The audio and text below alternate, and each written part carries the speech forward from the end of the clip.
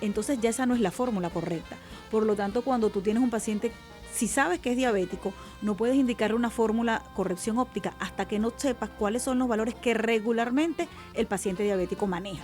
Porque si el paciente te llega a consulta y te dice, bueno, doctora, está un poquito alta, tengo 230, el aparato, un poquito, ¿no? El aparato, el autorrefracto, que es lo que te mide la fórmula, te va a dar un valor. Y una vez que ese paciente se vuelve a regularizar, bien sea porque era que no estaba tomando sus pastillas o porque estaba haciendo la dieta como no era, etcétera, etcétera, y empieza a manejar los valores acordes a él, porque no hay un valor estándar, ese es un rango para un paciente diabético, entonces el aparato te va a marcar otra cosa y si él se hizo los lentes con esa azúcar alta, esos lentes se van a perder. La seguridad vial es asunto de todos. Energía 99.9 FM les trae A Pie y Sobre Ruedas, con la animación y producción de Isabel Vera, con certificado de locución 54.977.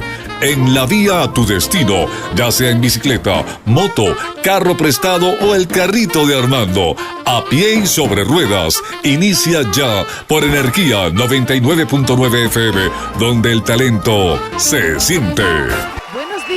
Buenos días a todos. ¿Cómo están? ¿Cómo amanecen? ¿Cómo están todos esos conductores y peatones responsables que circulan por la ciudad de Maracay o por donde quiera que estén, que nos están escuchando desde su casa? ¿Cómo están? ¿Cómo amanecen? Hoy es viernes y además es 15. Uy, qué bueno, cómo suena esa caja registradora. Realmente, Argenis, tienes que actualizar. No, esa no me sirve ahorita. Tienes que poner una música, un sonido que sea, pues, no sé, del punto de venta, de cuando entra un pago móvil. Ajá, cuando entra una transferencia, ¿verdad? ¡Eso! Has recibido un pago. ¡Wow! ¡Qué bien suena eso! Bueno, pues ojalá que hoy recibas muchos mensajes de ese estilo. Hoy viernes saludable y tú dirás, Isabel, es viernes saludable, toca un tema de salud. Bueno, pues aquí estamos justamente con una invitada especial que contactamos. Justamente el doctor Ángel me dijo, tienes que llevarla a tu programa. Tienes que llevarla a nuestro programa, a nuestro programa porque también es parte del doctor Ángel Núñez. Y hoy nos acompaña la doctora Liriani Arrieta, que es oftalmólogo. Bienvenida, doctora. ¿Cómo está? ¿Cómo se encuentra? Hola, Isabel. Buenos días a los chicos de la cabina y a las chicas.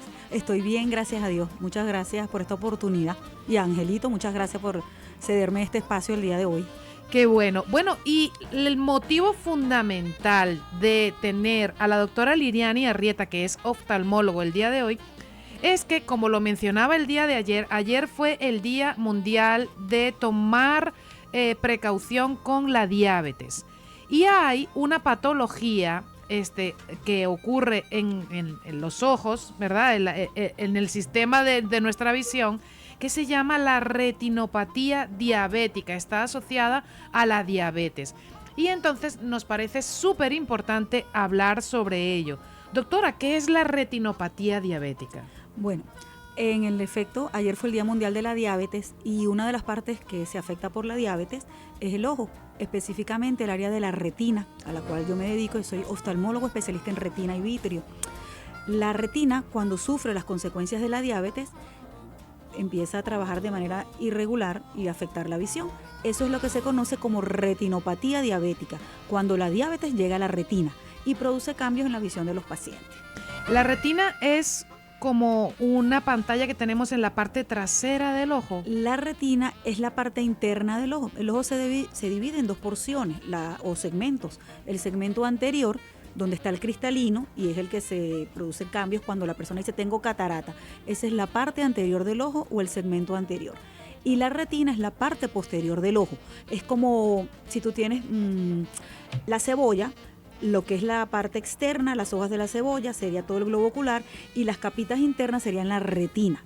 Eso es exactamente lo que se afecta cuando hay un problema de diabetes avanzado.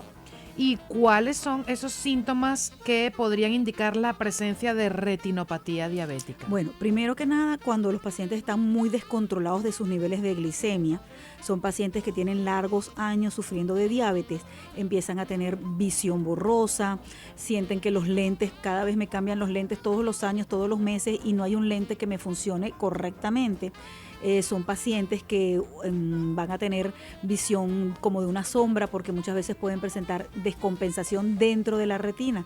La retina tiene muchos vasitos y una descompensación puede producir un coágulo, lo que llamamos una hemorragia.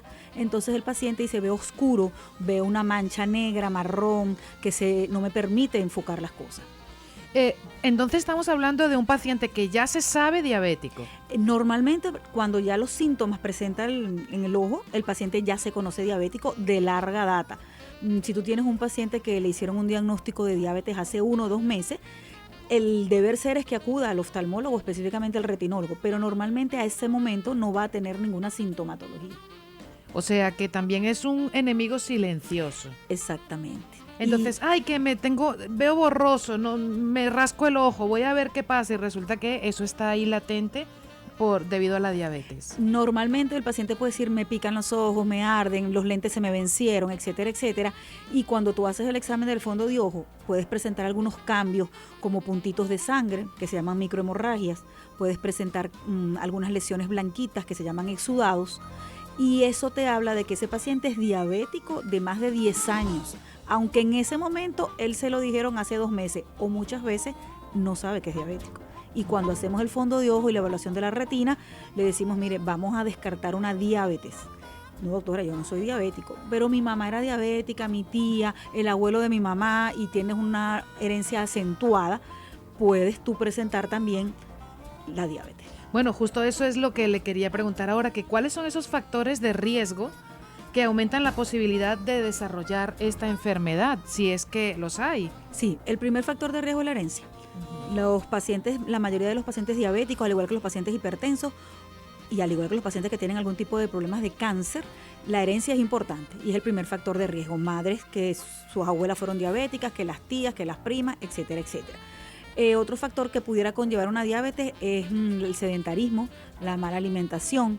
Son factores que pueden conllevar porque hay lo que se llama un síndrome metabólico y se producen alteración de todos los valores triglicéridos, colesterol, glicemia, etcétera. Esos son los principales factores de riesgo. Bueno, por supuesto que una vida con mucho alcohol, una vida con mucho hábito tabáquico, cambios de hábitos de trabajo, por ejemplo, los pacientes que normalmente no pueden realizar sus comidas en los tiempos adecuados porque trabajan con turnos, etcétera, etcétera, pudieran en algún momento presentar alteración de todos sus valores de triglicéridos, colesterol, glicemia, pero no es que van a ser una diabetes. Y también podemos tener cambios en las glicemias por medicamentos. O sea, hay pacientes que pueden desarrollar una diabetes medicamentosa. Por ejemplo, pacientes que tienen una condición porque tienen que usar muchos esteroides, pudieran llevar a niveles elevados de glicemia y eso pudiese conllevar a una diabetes que no es que el paciente tenga ningún factor de herencia ni nada, sino por el medicamento. Doctora, me viene a la mente una frase que también he escuchado, la diabetes gestacional. ¿Pudiera afectar ahí, en todo caso, a la mamá o al bebé? Si la paciente está relacionada directamente con el embarazo, porque bueno, ha tenido niveles altos de azúcar sin tener factores de herencia, en el momento que culmine su embarazo y la paciente vuelva a su regularidad, no debería tener valores de glicemia altos. Ahora, si hay antecedentes hereditarios y la mamá también tiene elevados los valores de glicemia, pudiera ser una madre diabética a futuro una vez que culmine el embarazo. Y el producto de la gestación habría que irlo estudiando a ver si también puede ser hereditario en ese bebé. Bueno, pues interesantísimo todo lo que estamos aprendiendo el día de hoy con la doctora Liriani Arrieta, oftalmólogo especialista en retina.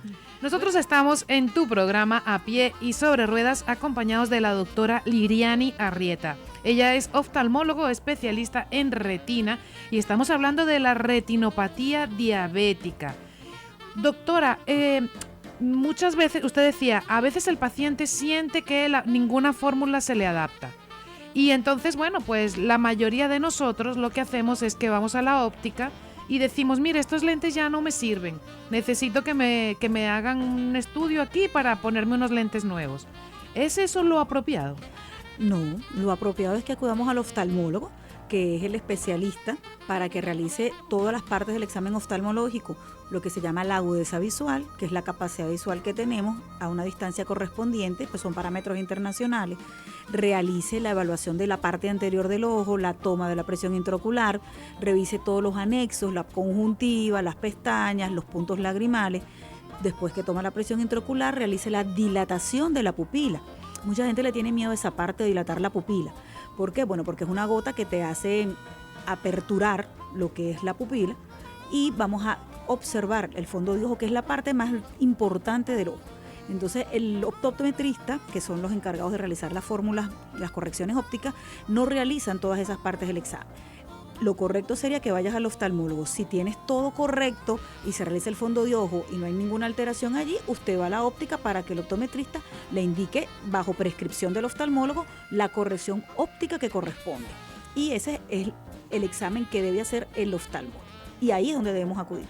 De hecho, inclusive lo mencionábamos fuera del aire, que algunos optometristas, al notar que el paciente no se siente cómodo con ninguna de las propuestas de visión de ese lente, pues definitivamente él mismo es el que dice, vaya primero al oftalmólogo porque por aquí yo no veo una buena solución. No porque de lejos, de cerca, no me sirve ningún lente. Pudiera ser entonces que necesita esa visita al oftalmólogo. Y muchas veces en las ópticas es, como dicen, un poco más rápido el examen. En la consulta oftalmológica, tú al hacer el interrogatorio, muchas veces el paciente no sabe que es diabético y le pones una fórmula y resulta que el paciente sale de allí, bueno, esta me convenció.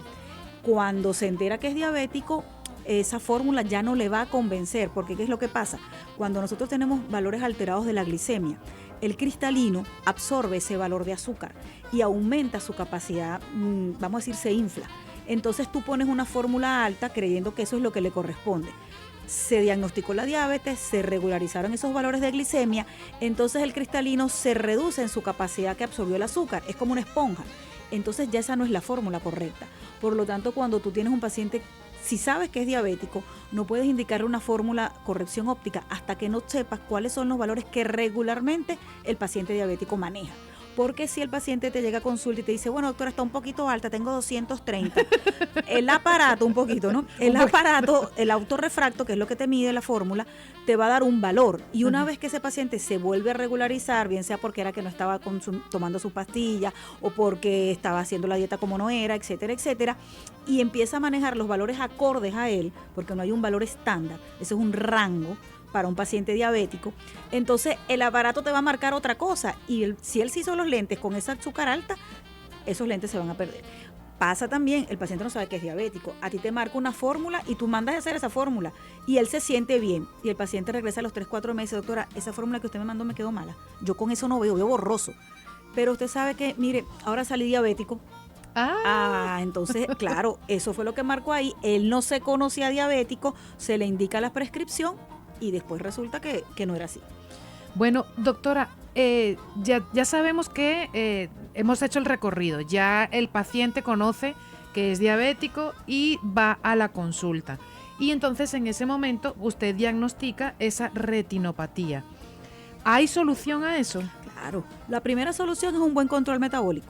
Si nosotros no tenemos un paciente compensado de sus niveles de azúcar, y cuando hablo de un control, no podemos tener a un paciente diabético con 80 de azúcar, que sería un rango entre lo normal, de 70 a 110. El paciente diabético, para hablar de buen control, se maneja entre 120 y 140, ¿ok? 140 miligramos por decilitro, que es la unidad que se mide. Ese es un paciente bien controlado. Y hay otro parámetro que se llama hemoglobina glicosilada, que nos dice cómo se comporta el azúcar en los últimos 3 meses y también tiene unos rangos, ¿ok? Si el paciente, ya sabemos que es diabético, está controlado, pero tiene ya la retinopatía diabética, entonces, ¿qué tenemos para ofrecerle? Bueno, si usted se va a controlar bien, dependiendo de lo que encontremos en la retina, hay tratamientos con láser que van a cauterizar esas venitas que han sangrado. Hay medicamentos actuales que se colocan dentro del ojo, inyecciones intravítreas, va dentro del ojo, que van a disminuir la inflamación que se pueda tener el paciente consecuencia de la diabetes, porque esa inflamación normalmente está en el área central de la retina, que se llama mácula. Cuando la mácula está inflamada, el paciente ve borroso, no ve bien de cerca, póngale el aumento que le ponga. Entonces, estos medicamentos desinflaman y también de alguna manera hacen que las venitas no broten, o sea, no se realiza esa vascularización anormal que no debe estar en alguna zona. ¿Esos medicamentos son periódicos o son de una sola aplicación? No, la conducta internacional, dependiendo de qué tan inflamado esté el ojo, pero normalmente tú pones 3 dosis mensuales cada 4 a 6 semanas dentro del ojo. Y ya después que terminas la serie de las 3 dosis, tú realizas un estudio que se llama tomografía óptica coherente, que lo tienes que hacer antes de inyectar, para saber cuál es el espesor de la parte central de la mácula, que se llama fovea. Eso también tiene un rango. Vamos a hablar entre 180 a 220 micras de espesor foveal. Si está por encima de eso, muy por encima, tú haces la conducta de las 3 inyecciones mensuales y después de eso repites la tomografía. Aunado a esto, vas a ayudar con láser para cauterizar. Eso es, como dicen, cuando la retinopatía diabética no está en estados avanzados. Doctora, es que usted dice todo eso de inyectar intraocular y todo eso y me empieza a entrar así como un miedo, ¿verdad? Pero ya vamos a hablar sobre eso porque queremos que ese paciente que está escuchando ahorita el programa o cualquier persona que pueda transmitir la información, que transmita un mensaje de alivio, de tranquilidad. Y hoy con una compañía deliciosa, con la doctora Liriani Arrieta, oftalmólogo, especialista en retina y hablando de un tema interesantísimo, la retinopatía diabética. Hablábamos pues cómo lo puede detectar la persona y lo importante que es hacerte tu consulta regular. ¿Cada cuánto tiempo sería lo ideal para ir a la consulta del oftalmólogo? Bueno, si el paciente no tiene ninguna enfermedad de base, una vez al año se recomienda realizar el control oftalmológico. Ahora, si estamos hablando de pacientes diabéticos que no tengan alteración en su retina todavía, ellos también pueden acudir a consulta de retina una vez al año. Cuando ya tú tienes el diagnóstico establecido, si la retinopatía es leve, tú debes ir 2 veces al año, pero si ya está avanzada, dependiendo del grado de complicación que tenga esa retina, deberías ir cada 3 meses. Siempre acudiendo a tu control con tus valores de glicemia estables. ¿Por qué? Porque cuando estás con alteración en los valores de glicemia, no podemos realizar, en el caso que se amerite, ningún procedimiento oftalmológico porque se va a descompensar más el paciente y el resultado no va a ser el esperado. Doctora, habíamos dejado esa pregunta en el aire porque usted mencionaba, hay unas inyecciones que se ponen de forma intraocular para reducir los efectos de la retinopatía diabética. Pero entonces aquí todos en el estudio nos asustamos, pusimos los ojos como huevos fritos y dijimos, ¿cómo es eso? Una inyección intraocular. Entonces eso nos genera como aversión, ¿no? Bueno, mejor no voy, mejor aguanto hasta el final. Pero usted nos explicaba que eso es mucho más sencillo de lo que puede uno imaginarse. ¿Cómo es, a manera general, ese procedimiento como para descargarle esa presión al posible paciente que lo requiera? Bueno, lo que normalmente nosotros hacemos es colocar unas goticas de anestesia tópica. Primero realizamos una buena limpieza del área, por supuesto, para evitar un riesgo de infección. Colocamos unas goticas de anestesia, se coloca un separador de párpados que se llama blefarostato y los medicamentos tienen una dosis preestablecida y tú lo colocas en la parte blanca del ojo. Es una aguja pequeña, como una aguja de insulina, hasta más delgada, y realmente es un procedimiento que te genera miedo, pero no es algo tan agresivo. Sin embargo, no significa que no tenga complicaciones en el caso que no funcione. Puedes ir a una cirugía o también puedes tener procesos infecciosos si no se realiza con las mejores medidas. Normalmente se asustan. Hay retinólogos que realizan el procedimiento en la consulta, en su consultorio, con un área especial.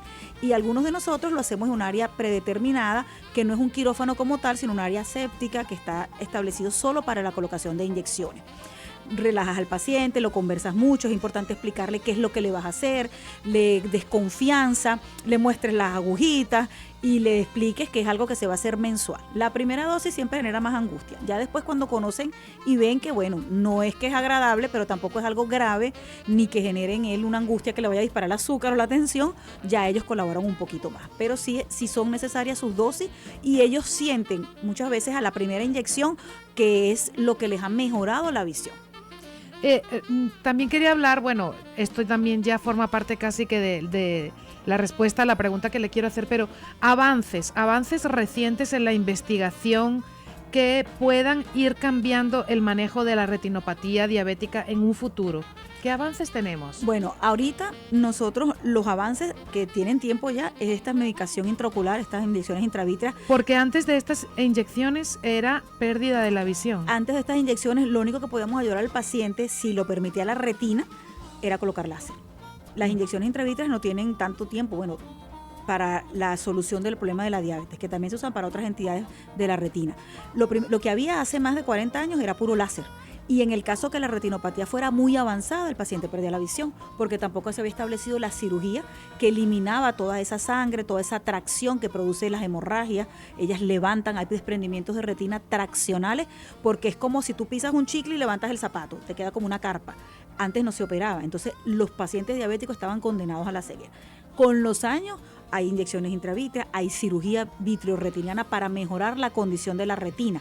Y a futuro, y si Dios lo permite que así sea, pues estamos hablando de colocación de células madre, estamos hablando de dispositivos especiales, estamos hablando en un futuro también incluso de plantear la posibilidad de un trasplante de retina, que en este momento no existe, pero que hay muchos estudios y a nivel internacional están dedicados a ver cuáles son las mejores opciones, no solo para los diabéticos, sino para todos aquellos pacientes que hayan tenido pérdida de su visión por alguna entidad en la retina, alguna enfermedad retiniana. Bueno, pues así como hace 100 años nadie imaginaba tener un aparato como este que tengo en mi mano, que es un teléfono celular, que pudiera hacer todo lo que hace y todo lo que nos permite conectarnos con los demás, probablemente en un futuro no muy lejano podamos ya estar diciendo, sí, ya llegó ese momento. Ojalá en A Pie y Sobre Ruedas podamos dar esa noticia.